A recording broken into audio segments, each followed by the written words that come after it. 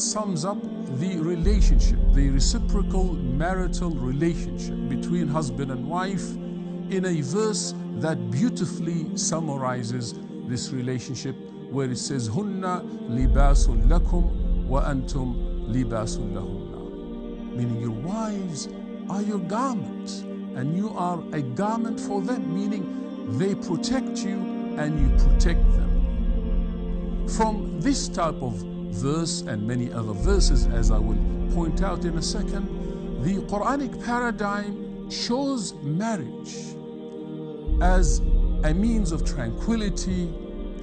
It is a means of protection, encouragement, peace, kindness, comfort, justice, mercy, and love. And in this context, there is no room for violence against women. In fact, the Quran indicates that marriage is a sharing between two halves of society, and that its objectives, besides increasing human life, are emotional well-being and spiritual harmony. There is an entire chapter in the Quran, in fact, that is exclusively titled The Women and Nisa, that describes guidelines of behavior, a code of ethics regarding care, regarding inheritance, marriage, divorce, conflict, and so forth that relates to women. In this chapter, Allah commands, وَعَاشِرُوهُنَّ بِالْمَعْرُوفِ, and live with your spouses on a footing of kindness and equity. This is not a legal opinion. This is a dictate directly coming from God Himself in the Quran, to live in absolute kindness with one's spouse.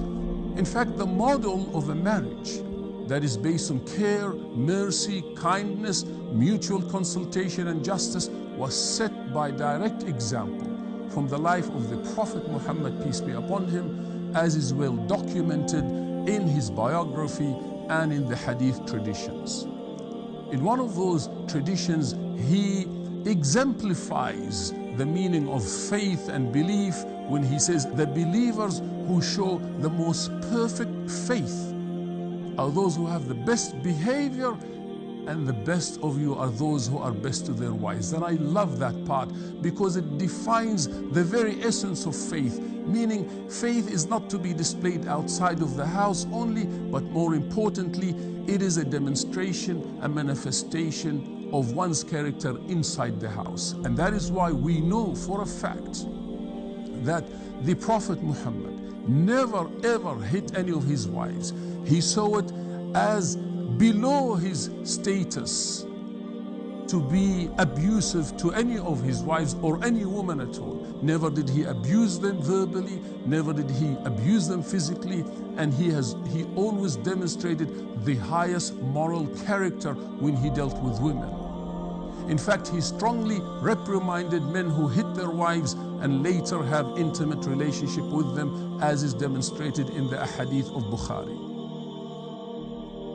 When asked about a husband's responsibility towards a wife, he beautifully said that you give her food when you take food, you clothe her when you clothe yourself, you do not revile her face and do not beat her, and nor do you humiliate her. She is your spouse, she's the mother of your children, she's your sister in faith. Based on such legal texts, Muslim scholars of the past and the present view all forms of domestic violence as a form of dhulm or oppression.